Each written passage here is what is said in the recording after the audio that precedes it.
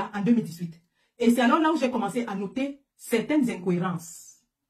Madame Marlène Mvoutou, depuis qu'elle a commencé ces lives, et là je n'en ai écouté que 2 ou 3, hein, je suis sûre que si je remonte jusqu'aux premières choses que je vais faire, je vais découvrir encore d'autres raisons qui contredisent complètement ce qu'elle a déjà dit jusqu'ici. Et ça, c'est un exercice que je vais me faire violence, que je vais me forcer à faire. Malgré mes multiples occupations, je vais me forcer à écouter vos lives et à prendre des notes ligne après ligne et à venir ici exposer cela aux Camerounais. Pour qu'ils comprennent exactement. Parce que vous allez les affabuler avec vos petites tournures langagières. Cependant, lorsqu'on rentre dans le fond, on constate qu'il y a beaucoup de choses qui se contredisent live après live. Première chose, vous nous dites que vous avez soutenu Paul Biya en 2018 parce que vous pensiez que votre soutien allait faire à ce que Paul Biya accorde la grâce à votre père. Vous nous avez dit ça. Vous nous avez dit que vous avez pensé que votre soutien allait apporter, que M. Biya, à cause de votre soutien, allait donner une grâce et libérer votre père. Ce qui est normal, hein, d'avoir des ambitions personnelles dans la politique. Mais je dirais simplement au passage comme ça que vous n'êtes donc pas différent de Samuel Eto'o qui nous a dit, qui demande aux Camerounais de soutenir Paul Biya pour tout ce que Paul Biya fait pour lui en tant que Samuel Eto'o. Donc, vous comme Samuel Eto'o avez adoubé et maintenu Paul Biya au pouvoir en 2018 pour des raisons égoïstes et personnelles. Pour des raisons qui n'avaient rien à voir avec le bien-être du peuple camerounais. Qu'est-ce qui nous fait donc croire aujourd'hui que vos multiples dénonciations portent le peuple camerounais à leur cœur? Puisque vous-même, et je peux ressortir tout ça, vous avez dit dans un live Facebook que vous avez soutenu M. Paul Biya en 2018 parce que vous pensiez que ce soutien allait apporter la grâce à votre papa qui était en prison. Même comme dans un autre live, vous nous avez dit que oui, votre papa n'était pas malade et c'est quand on l'a mis dans l'ambulance de la présidence qu'il est mort. Ça, c'est un détail. Bien que c'est contradictoire de ce que vous aviez dit, c'est un détail qu'on ne va pas négliger en tout cas. Une autre raison que vous avez évoquée, vous revenez ensuite dans un autre live et vous nous dites que vous avez soutenu M. Paul Biya en 2018 parce que vous pensiez qu'il allait laisser un testament politique. Ce testament politique étant une constitution révisée et réformée afin d'améliorer le jeu politique au Cameroun. Pour que quand M. Biya parte ou qu'il meure, qu'on se souvienne que c'est lui qui avait laissé cette merveilleuse constitution. Et vous êtes déçus qu'il ne l'ait pas fait. Ça aussi, c'est une très belle raison. Et là, si c'était cette raison que vous aviez évoquée et que vous évoquez jour après jour, vraiment Marlène, je ne pourrais même pas discuter avec vous parce que c'est une raison extrêmement valable.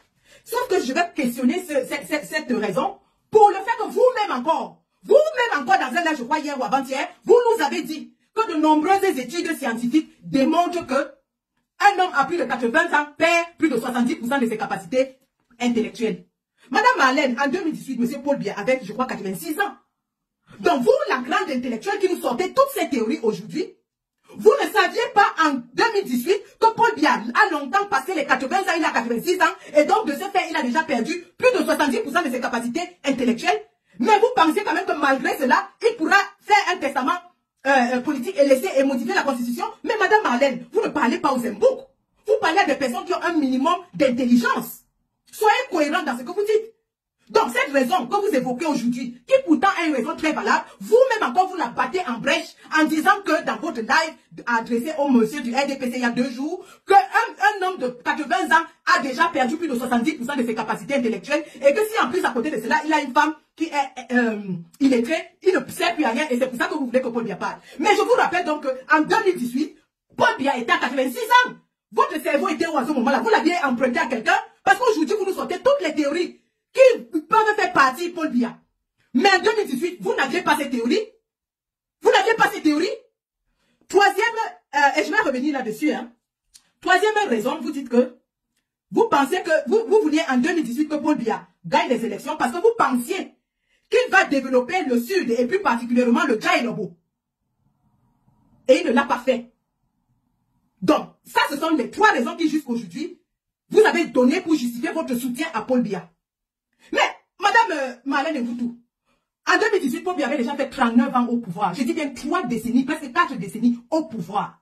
Si en 4 décennies, Paul Biya n'a rien fait dans le Dja et Lobo, je dis bien rien, toi-même tu le dis tous les jours dans tes lives. Si en 39 ans, Paul Biya n'a rien fait dans le Dja et Lobo, qu'est-ce qui justifie que tu aies pensé un seul instant que c'est dans ce mandat-là qu'il allait faire quelque chose? Madame Marlène, je ne veux pas remettre votre intelligence en question parce que vous êtes apparemment très intelligente et vous arrivez à convaincre de nombreuses personnes de votre intelligence. Mais j'ai déjà sur un point et nous ne sommes qu'à un point. Croyez-moi, ce soir, je vais développer à peu près 4 ou 5, si le temps me le permet. En un seul point, je vous ai déjà démontré au moins 4 incohérences. Et donc, lorsque vous souteniez M. Paul Biya en 2018, votre papa Mendoza était déjà en prison pendant combien de temps? Qu'est-ce qui vous a fait penser que c'est dans ce mandat-là et en soutenant Paul Biya qu'il allait libérer votre père? N'auriez-vous pas été plus intelligente et plus intéressante, puisque vous semblez être, vous dites à tout le monde, à tout le gros, que vous étiez la plus proche, la plus intime de votre papa, qui ne faisait rien sans vous dire, c'est vous qui gériez son argent, vous aviez la signature sur les comptes de la CATV, ainsi de suite, ainsi de suite, ainsi de suite. Nous ne sommes rien ni personne pour juger de cette relation parce que nous n'y étions pas.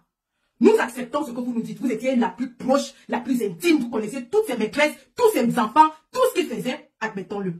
N'aurait-il donc pas été plus intéressant et même plus intelligent pour vous, surtout sachant l'effervescence que les élections de 2018 avaient créée, avec la campagne magnifique, la campagne à l'américaine que le président Kamto avait menée du nord au sud, de l'est à l'ouest.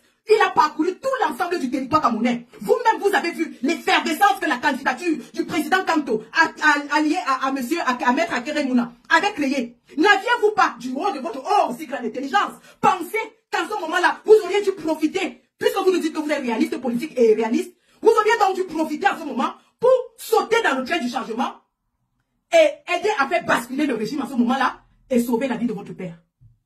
Et sauver la vie de votre père. Parce que si Biya était parti du pouvoir en 2018, croyez-moi, la première chose que M. Kamto aurait fait, et il a dit à moult reprises, qu'il allait libérer les prisonniers d'opinion politique. Il allait les libérer. Et réétudier les cas, au cas par cas. Puisqu'il était évident que M. Mendoza avait déjà remboursé une partie de son délit, pourquoi n'avez-vous donc pas pensé qu'il aurait été plus intéressant pour vous d'apporter donc votre poids de mastodonte politique pour faire basculer les choses et voir votre papa libéré? Aujourd'hui, donc votre père est mort dans les conditions que vous et moi connaissons.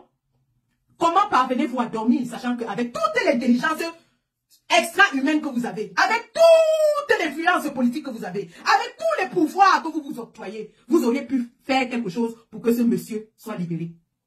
Ça, c'est autant de questions que nous nous posons. Autant de questions.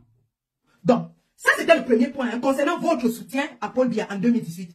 Nous avons déjà relevé beaucoup de choses qui se contredisent et qui n'ont pas de sens. Peut-être dans les prochaines, là, vous pourrez un peu plus étayer sur ces 3 points-là concernant votre soutien à M. Paul Biya et la mort de votre papa. Je vous laisse avec votre conscience et je pense que les jours prochains seront riches en informations et en révélations. Je passe au deuxième point et je suis le conseil de quelqu'un qui m'a demandé de boire de l'eau. Donc, je suis prête, je me suis préparée parce que ce soir, nous allons faire un exercice qu'on n'a pas fait depuis très longtemps. Voilà. Donc, le deuxième point. Vous vous taguez dans un live que c'est vous qui avez été l'artisan de la victoire de Paul Biya en 2018. Vous dites à haute et intelligible voix que c'est vous, grâce à votre discours tribal, qui avez donné la victoire à Paul Biya parce que vous saviez que Kamto était imbattable. Donc, votre seule arme était le tribalisme. Et que vous, donc, de votre haute intelligence, vous avez pensé qu'il faut créer un slogan. Et vous êtes sorti avec cette histoire de suprémaciste boulot. Je ris un peu, je ris parce que là, on va vraiment s'amuser. Sur ce point-là, on va vraiment s'amuser. Alors, Madame Marlène Mvoutou, vous nous avez dit que vous avez appris à faire la publicité. Vous nous avez dit que c'est grâce à ça que vous avez fait gagner le RDPC. Vous nous avez dit que c'est vous, vous êtes les spin doctors, c'est vous qui avez créé ce slogan. Madame Marlène, mais c'est très très grave ce que vous dites là. C'est hyper grave. C'est très très grave. Pour quelqu'un qui est spécialiste en communication, cette révélation que vous avez faite, croyant vous attirer la sympathie des talibans, est extrêmement grave. Elle est extrêmement grave, Madame Marlène Mvoutou. Parce que moi, à votre place, je me serais demandé, après que M. Paul Biya ait gagné, nous sommes presque à la fin de son mandat. Avec tous les événements qu'il y a eu dans notre pays, depuis 2018 jusqu'en 2024, à moins d'1 an avant la prochaine élection. Madame Marlène Mvoutou, à quel moment vous vous êtes assise, vous avez regardé la situation de notre pays et vous vous êtes demandé, bon Dieu, qu'est-ce que j'ai fait Je suis responsable de tout ce qui se passe au Cameroun en ce moment. Si je n'avais pas apporté cette idée d'ethno-fascisme, il n'y aurait pas eu le massacre de Ngabou. Mon Dieu, Madame Marlène Mvoutou, quand vous vous êtes réveillé le matin du 14 février 2020 et que vous avez ouvert votre radio, votre télé, votre internet, vous avez vu ces enfants qui ont été massacrés par l'armée camerounaise. Madame Marlène Mvoutou, vous qui aujourd'hui venez nous dire à quel point vous aimez le peuple camerounais, c'est pour ça que vous voulez que Paul Biya parte. À quel moment est-ce que vous vous êtes levé et que vous avez dit non? Non! J'ai soutenu Paul Biya, mais pas pour qu'il tue les enfants. À quel moment? Le monde entier s'était indigné pour le massacre de Ngabou. Du nord au sud, de l'est à l'ouest, tous les chefs d'État ont parlé. Madame Marlène Mvoutou, sortez-moi une vidéo où vous avez fait repentance, où vous avez dit, je suis coupable pour ce massacre-là, parce que j'ai soutenu le monsieur, l'homme qui a envoyé tuer ces innocents enfants, les brûler dans leur maison, brûler des femmes enceintes, brûler des hommes âgés. À quel moment? À quel moment, Madame Mvoutou? Vous êtes spécialiste en communication, vous nous le dites, live après live après live. Mais moi qui ne suis rien, je n'aurais jamais sorti cela. Parce que c'est une démonstration de votre insensibilité à la douleur du peuple camerounais. Parce que depuis 2018, la douleur de notre peuple est allée grandissante.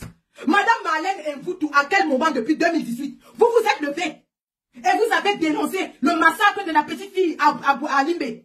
À quel moment? Madame Marlène Mvoutou, à quel moment? Aujourd'hui, vous venez nous dire que les femmes sont enfermées dans les hôpitaux. Mais nous le disons depuis 2018. Vous qui avez donc fabriqué la victoire de Paul Biya en exacerbant la haine entre les Camerounais. À quel moment est-ce que vous vous êtes levé pour dire que non? Il est impossible et anormal que les femmes soient torturées dans les hôpitaux avec leurs bébés. Parce que j'ai soutenu un homme. À quel moment, Madame Marlène Mvoutou, vous vous êtes levé et vous avez fustigé la casse des boutiques des Bamoun à Sarmelima? Parce que c'est vous qui avez exacerbé ce tribalisme. Et vous nous disiez encore, et là je vais revenir là-dessus, une autre grosse incohérence, que le peuple Boulou est essentiellement tribaliste. Vous nous l'avez dit dans votre live ce matin, mais descend, pour me démontrer que moi qui suis moitié Bamileke, je ne peux pas mobiliser au sud. Donc, voilà nos frères camerounais qui n'ont rien fait d'autre que d'aller s'installer dans une partie de leur pays, essayer de la développer, faire des petits commerces, et qui se sont vus violenter, leurs boutiques cassées, sans Melima que vous maîtrisez, qui est donc votre fief. À quel moment est-ce que vous êtes allé sur le terrain parce que vous étiez au Cameroun? À quel moment vous êtes allé sur le terrain appeler à l'apaisement? Madame Marlène Mvoutou, à quel moment? À quel moment? À quel moment? Ce n'est pas, je vous l'ai dit l'autre fois, que ce n'est pas parce qu'on ne parle pas qu'on n'a rien à dire. Madame Marlène Mvoutou, si vous êtes venu dans la toile pour dénoncer Chantal Biya et ses copines prostituées, faites-le et on vous soutient à 400%.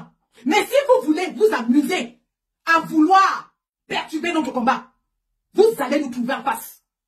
Vous allez nous trouver en face.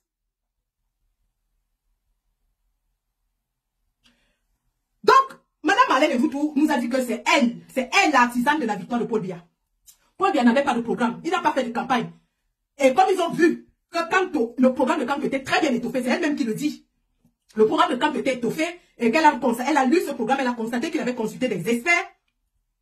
Alors, Paul Biya n'ayant rien en face, il fallait qu'ils exagèrent un peu le tribalisme. Et elle dit que c'est elle qui a donc créé ce slogan de la suprématie Boulou. Bien, très bien. Madame Marlène Mvoutou est tellement intelligente qu'elle peut faire croire aux autres partis politiques qu'elle peut créer un slogan de campagne gagnant. Bravo! Super docteur. La plus intelligente de toutes les Camerounaises. Super docteur. Bravo. Maintenant, revenons donc sur cette histoire de ethnofascisme.